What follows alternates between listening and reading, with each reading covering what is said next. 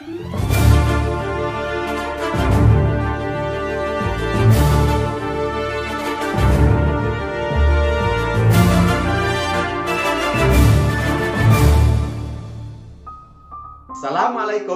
warahmatullahi wabarakatuh.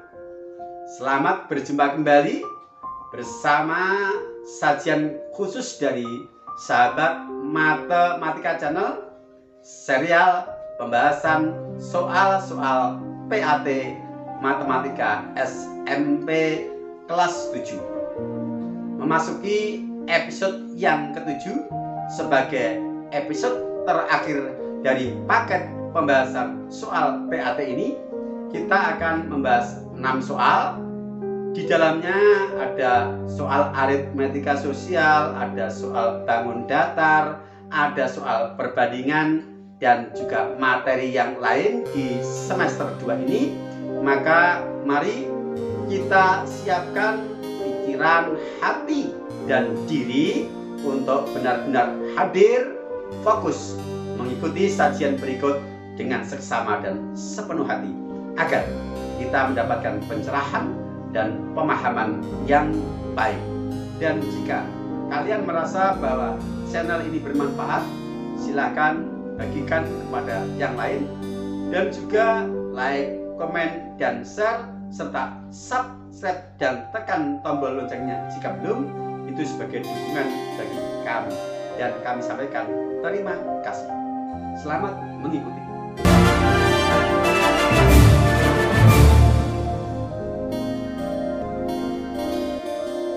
Bismillahirrahmanirrahim. Serial pembahasan paket soal PAT Matematika SMP kelas 7. Cita-cita tanpa usaha bohong, usaha tanpa doa sombong. Kita mulai.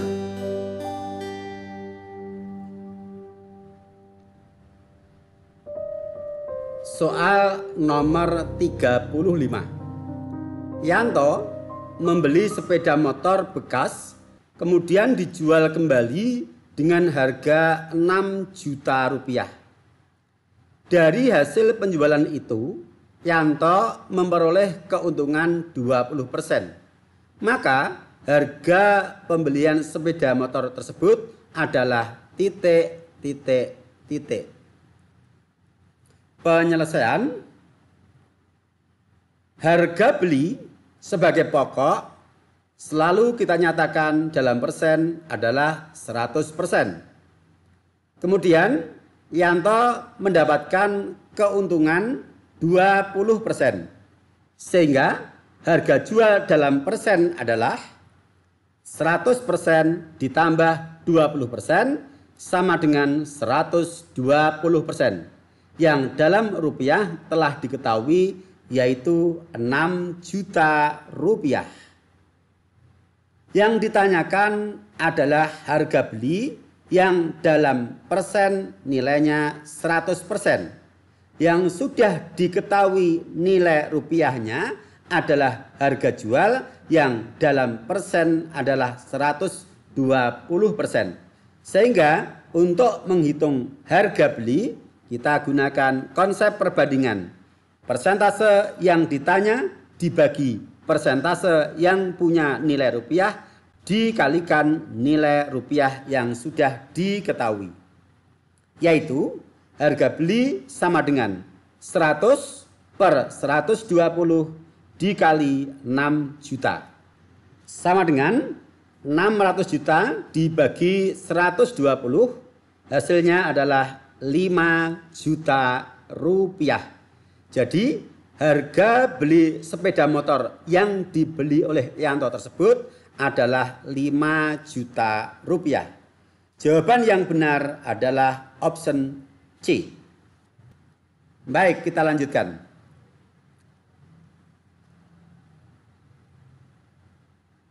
Soal nomor 36. Sebuah kolam renang berbentuk persegi panjang mempunyai ukuran panjang 20 meter dan lebar 10 meter. Di sekeliling kolam renang bagian luar akan dibuat jalan dengan lebar 1 meter. Jika jalan akan dipaving dengan biaya Rp120.000 setiap meter persegi, maka biaya yang diperlukan adalah titik. Penyelesaian kita buat sketsanya. Nah, seperti ini. Bagian yang putih persegi panjang dalam itu adalah kolam renangnya. Kemudian bagian luar yang berwarna biru itu adalah jalan yang dipaving. Ukuran kolam renangnya adalah panjang 20 meter dan lebar 10 meter. Kemudian untuk lebar jalan adalah 1 meter. Dari sini kita bisa menghitung ukuran persegi panjang luar atau persegi panjang besar. Yaitu untuk panjangnya adalah panjang kolam yang 20 meter ditambah sebelah kanan 1 meter dan sebelah kiri 1 meter. 20 ditambah dalam kurung 1 ditambah 1, ini adalah lebar jalan kanan dan kiri. Sehingga panjang dari persegi panjang besar adalah 22 meter. Untuk lebarnya caranya sama. Lebar kolam 10 ditambah jalan untuk bagian atas dan bawah adalah masing-masing 1. Hasilnya sama dengan 12 meter. Langkah selanjutnya adalah menghitung luas jalan, yaitu luas persegi panjang besar dikurangi luas persegi panjang yang kecil, yang putih itu. Luas jalan sama dengan LB dikurangi LK, sama dengan untuk persegi panjang besarnya 22 dikali 12, sedangkan persegi panjang kecilnya adalah 20 dikali 10. Sama dengan 264 dikurangi 200, hasilnya 64 meter persegi. Luas jalan yang akan dipaving ini yang berwarna biru adalah 64 meter persegi. Maka biayanya adalah 64 kita kalikan biaya setiap 1 meter persegi yaitu Rp120.000, hasilnya Rp7.680.000. Jawaban yang bersesuaian adalah option C. Di sini kalian harus hati-hati jangan terjebak dengan kata di sekeliling kolam renang. Meskipun di sekeliling kolam renang, karena ini yang ditanyakan adalah biaya pemapingan jalan, yang mana jalan itu punya luas, maka di sini bukan menghitung keliling persegi panjang, tetapi menghitung luas jalan dengan cara luas persegi panjang besar dikurangi luas kolam atau luas persegi panjang kecil. Berbeda kalau di sekeliling kolam dibuat tempat duduk setiap 2 meter misalnya. Nah itu kita menghitung kelilingnya, kemudian dibagi jarak antar tempat duduk, akan ketemu banyak tempat duduk. Nah kalau masalah biaya ya tinggal kita kalikan biaya satuannya berapa. Begitu ya. Jadi untuk soal model seperti ini itu ada 2 tipe. Yang pertama adalah menghitung biaya pembuatan jalan di sekeliling dari kolam, kadang taman. Kemudian yang kedua adalah menghitung mungkin banyak lampu, banyak tempat duduk, banyak pohon di sekeliling area. Maka kita harus bisa membedakan kapan kita menggunakan luas dan kapan kita menggunakan keliling. Kalian bisa menjelajah di playlist dari soal kelas 7 semester 2 di channel ini. Baik, kita lanjutkan soal berikutnya.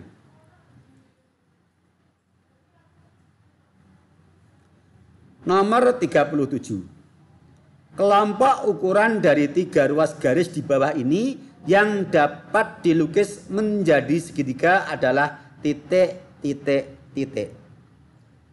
Penyelesaian kalian cermati di depan option A, B, C, D ada lambang kotak, berarti ini adalah soal pilihan ganda kompleks yang memungkinkan jawaban yang benar lebih dari 1 option.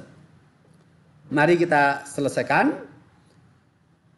Untuk mendeteksi apakah ruas garis yang disajikan bisa digambar atau dilukis menjadi sebuah segitiga atau tidak, maka kita harus ingat sifat ketidaksamaan sisi-sisi dari segitiga.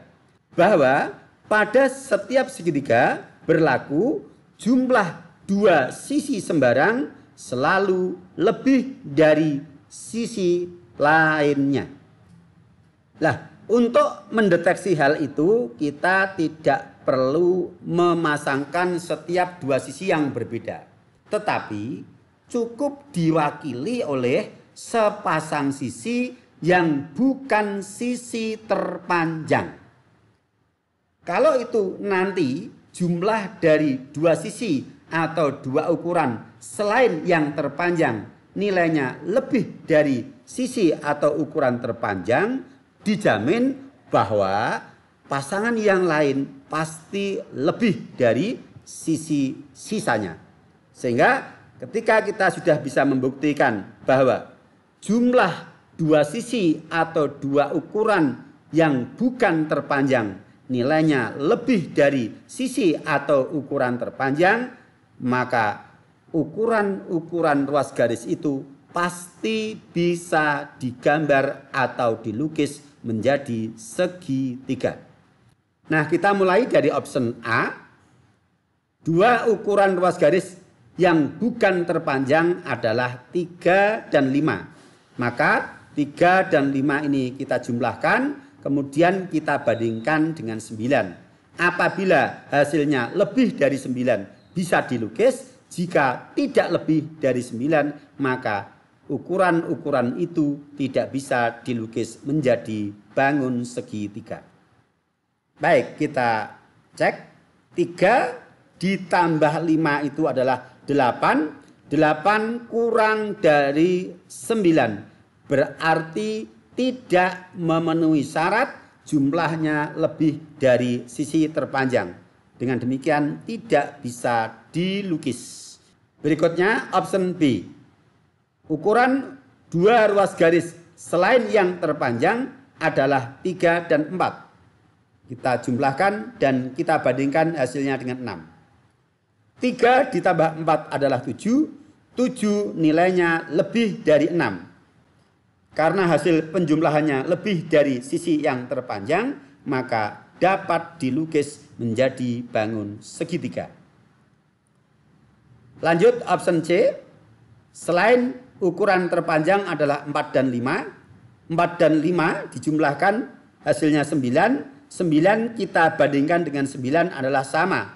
4 ditambah 5 sama dengan 9. Artinya jumlah dua sisi yang bukan terpanjang hasilnya sama dengan sisi terpanjang. Karena tidak memenuhi syarat lebih dari, maka tidak dapat dilukis. Harus lebih dari, tidak bisa ditawar. Berikutnya untuk D. 7 dan 9 kita jumlahkan. 7 ditambah 9 adalah 16. 16 lebih dari 15. Karena lebih dari, maka dapat dilukis. Dengan demikian, dari option A, B, C, dan D yang dapat dilukis menjadi segitiga adalah option B dan option D. Jawaban yang benar adalah B dan D. Mudah ya? Ya, mudah. Tinggal menjumlahkan dua sisi atau dua ukuran ruas garis non terpanjang selain yang terpanjang. Kalau hasilnya lebih dari dapat dilukis, kalau tidak lebih dari tidak bisa dilukis. Tidak lebih itu bisa sama dengan bisa kurang dari. Baik, kita lanjutkan soal berikutnya.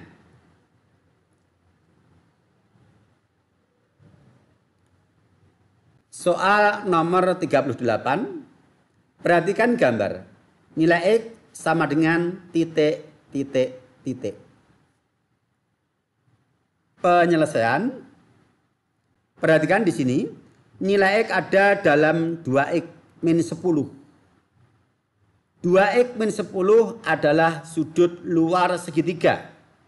Sifat sudut luar segitiga adalah sama dengan jumlah dua sudut dalam yang bukan pelurusnya. Berarti sudut A dan sudut D dalam. Sementara sudut D dalam belum diketahui. Maka kita harus menghitung sudut ADB yang dia berpelurus dengan sudut ADE. Maka kita hitung sudut ADB sama dengan 180 derajat dikurangi sudut ADE sama dengan 180 derajat dikurangi 108 derajat, hasilnya 72 derajat. Kita pasang pada gambar. Nah, setelah kita dapatkan nilai sudut ADB 72 derajat, sekarang dua sudut dalam segitiga yang bukan pelurus dari DBC atau bukan pelurus dari 2x min 10 sudah diketahui. Maka kita bisa menghitung nilai x dari 2x min 10, kita hubungkan dengan dua sudut dalam yang bukan pelurusnya. Bahwa besar sudut luar sama dengan jumlah dua sudut dalam selain pelurusnya. Kita tulis sudut CBD sama dengan sudut BAD ditambah sudut BDA. Kita substitusikan 2x min 10 sama dengan 64 ditambah 72. Ekivalen 2x sama dengan 136 adalah hasil dari 64 ditambah 72 plus 10 dari min 10 pindah ruas. Ekivalen 2x sama dengan 146 sehingga x adalah 146 dibagi 2. Hasilnya adalah 73 derajat. Jawaban yang benar option C. Jadi pada segitiga ada dua sifat hubungan sudut. Yang pertama adalah sifat hubungan sudut-sudut di dalam segitiga, jumlahnya 180 derajat. Yang kedua adalah sifat sudut luar segitiga, besarnya sama dengan jumlah dua sudut dalam yang bukan pelurusnya. Bisa dipahami ya? Baik, kita lanjutkan.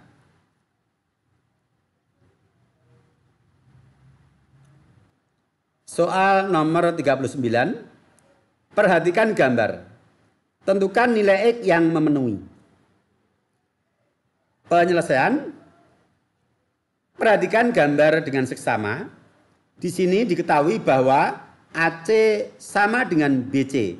Artinya segitiga ABC adalah segitiga sama kaki.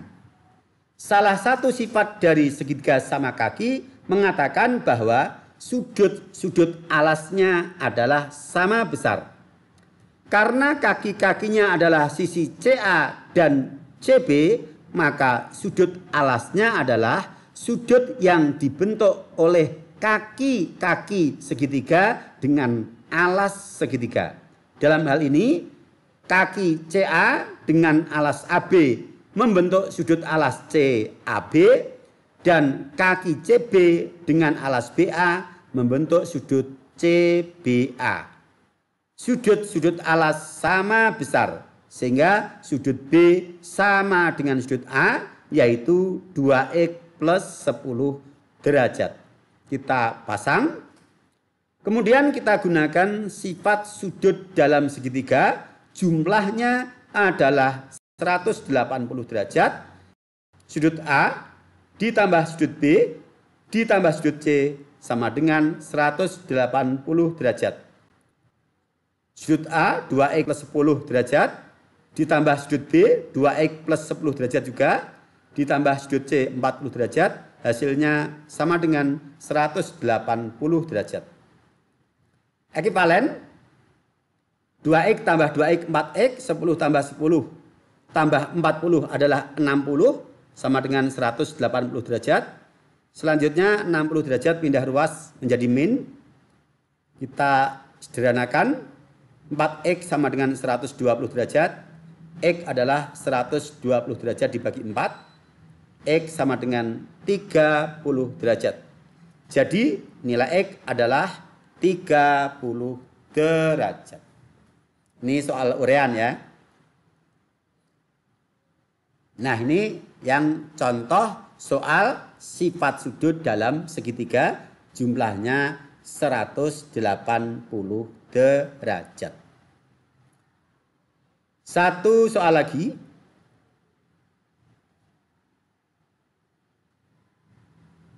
Soal nomor 40. Seorang pemborong memperkirakan dapat menyelesaikan pembangunan sebuah gedung selama 16 bulan dengan 36 orang pekerja. Setelah proyek tersebut dikerjakan selama 6 bulan, terpaksa pekerjaan terhenti selama 2 bulan karena terkendala teknis. Agar pekerjaan gedung tersebut dapat selesai sesuai dengan waktu yang telah direncanakan, berapa banyak pekerja yang harus ditambahkan? Penyelesaian, hati-hati dengan soal ini. Soal ini soal yang kategori tidak normal. Artinya bahwa kita tidak bisa menggunakan data awal untuk perbandingan. Tetapi yang kita gunakan untuk perbandingan adalah data waktu setelah pekerjaan itu dikerjakan selama 6 bulan dan terhenti selama 2 bulan. Itu yang kita gunakan sebagai data perbandingan. Seperti biasa, kita buat matrik datanya. Pekerjaan yang belum dilaksanakan, waktu seharusnya dan banyak pekerja. Waktu seharusnya untuk pekerjaan yang belum dilaksanakan adalah dari 16 bulan telah dikerjakan 6 bulan. Berarti 16 bulan berkurang 6 bulan. Masih 10 bulan tanggung jawab dari 36 pekerja. Akan tetapi dalam pelaksanaannya pekerjaan itu terhenti 2 bulan karena kendala teknis. Sementara pekerjaan harus selesai tepat waktu. Maka di sini ada waktu kenyataan. Maka waktu kenyataan adalah yang semestinya masih 10 bulan digunakan istirahat 2 bulan. Berarti dari 10 berkurang 2 tinggal 8 bulan. Untuk banyak pekerjanya kita belum tahu. Soal ini adalah tipe soal perbandingan berbalik nilai. Karena ketika waktunya semakin mengecil, pekerja yang dibutuhkan semakin membesar. Sebaliknya, kalau waktunya semakin membesar, semakin lama, pekerja yang dibutuhkan semakin sedikit. Karena perbandingan berbalik nilai, maka kita gunakan persamaan perkalian sejajar, yaitu 8 dikalikan dengan X akan sama dengan 10 dikalikan 36. Ekuivalen X sama dengan 360 dibagi 8. Hasilnya sama dengan 45. Ini artinya bahwa untuk pekerjaan yang tersisa dalam waktu 8 bulan harus selesai, butuh pekerja 45 orang. Butuh pekerja 45 orang. Sementara sebelumnya telah memiliki 36 pekerja. Sehingga untuk mencapai 45 pekerja harus ada tambahan tenaga kerja baru, yaitu 45 dikurangi 36 sama dengan 9 orang. Jadi dalam menyelesaikan pekerjaan tersebut agar selesai tepat waktu harus menambah pekerja baru 9 orang. Oke. Silakan kalau kalian ingin memperdalam dan juga memperkaya tipe model soal, masuk di playlist channel ini, soal kelas 7 semester 2.